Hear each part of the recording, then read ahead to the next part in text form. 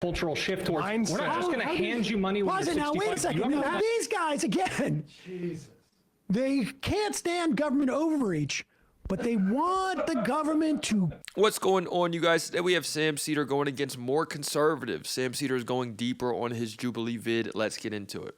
To have a king, right? Because, I mean, kings, that's what religion basically does, is it says that there are certain people who get the benefit of society. And maybe over time that spreads out a little bit, right? Like it goes from the king and the dukes and the whatever, the barons to the families. And then, of course, once you get to the families, it's the men. Go ahead. Capitalism got us. So let me ask you real quick. So the average person, right?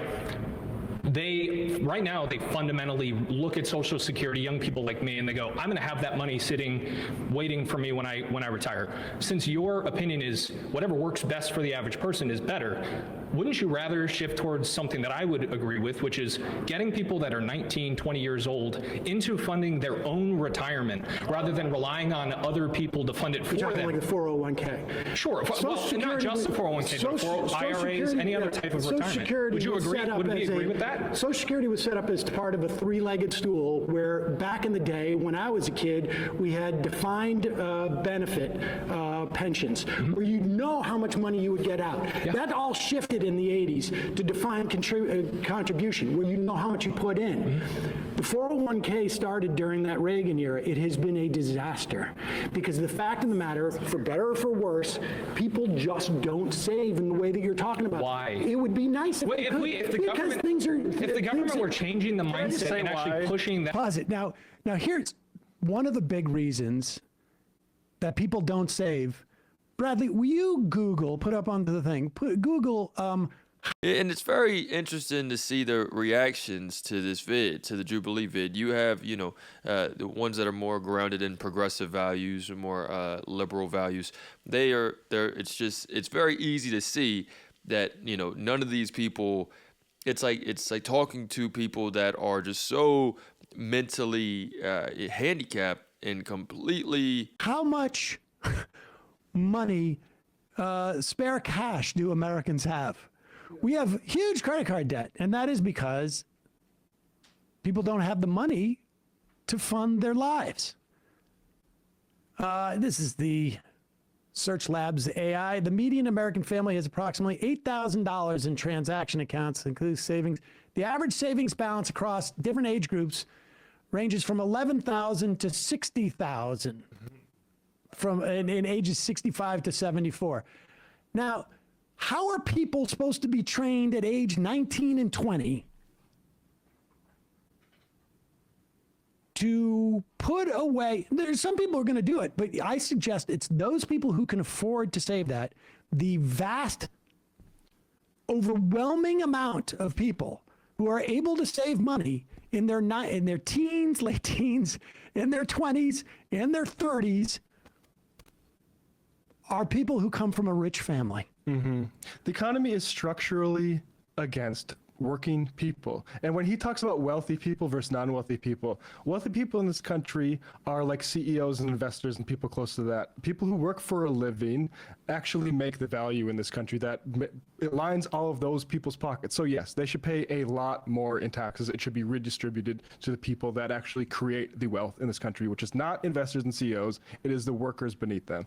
And again, even if it was possible, physically possible for 50% for 100% of the population to be able to save because they have extra cash at the end of the week or the month or whatever it is. And it's probably closer to like really only that opportunity is only available to 50% at most, probably closer to 40%.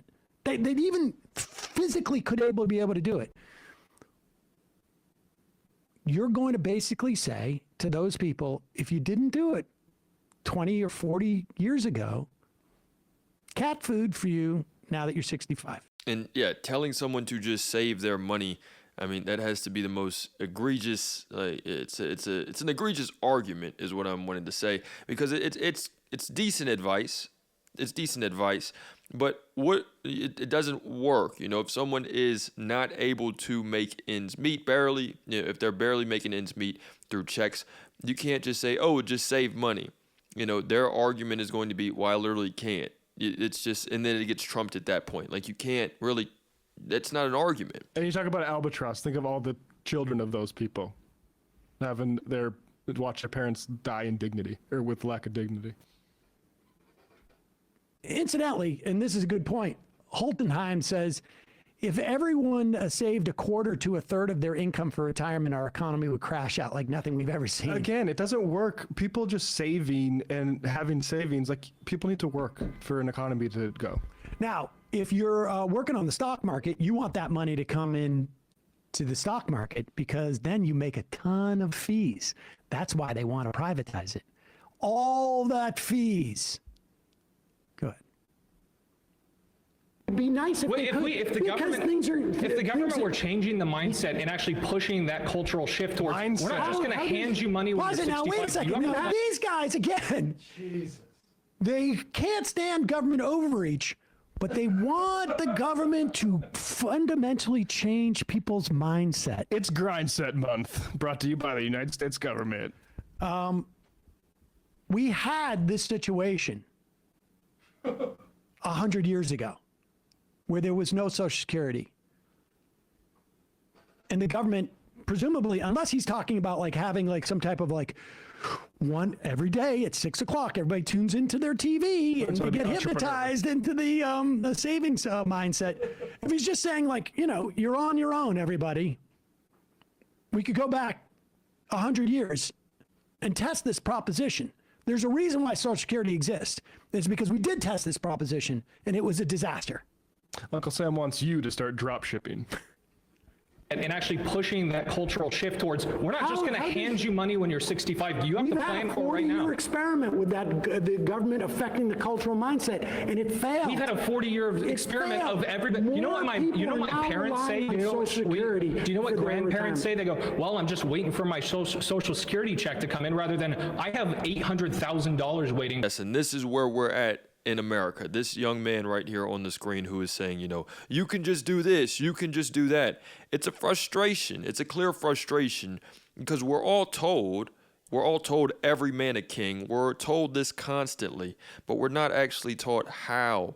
We're not taught how. We're said that we deserve the best, that we can be like Elon Musk, that we can be like, you know, a popular movie with a lot of conservative young men is the Wolf of Wall Street, that we can be like these guys, but nobody shows you how to do it. Then it becomes a commodity. Then it becomes, well, if you work hard enough, what does that even mean? If you buy my course, okay, so now you're just trying to sell.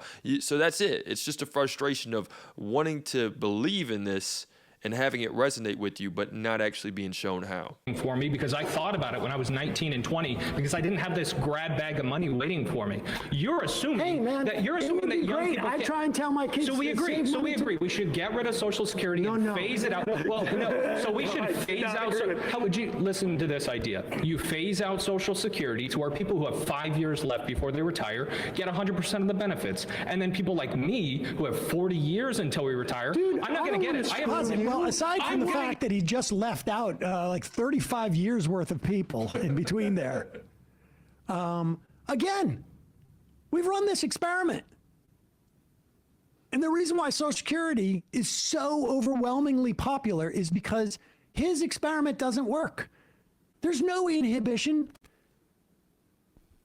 If it is so easy for people to save 6% of their paycheck each week, month, whatever it is, why would it be difficult for people to save 10%? So 6.2% goes into Social Security. It's matched by your employer, incidentally. And then you do 4%, and you put that in the stock market. What's wrong with that plan? What's wrong with that plan? They don't suggest that. Apparently, it's just the first 6.2% is so easy to get people to save on their own.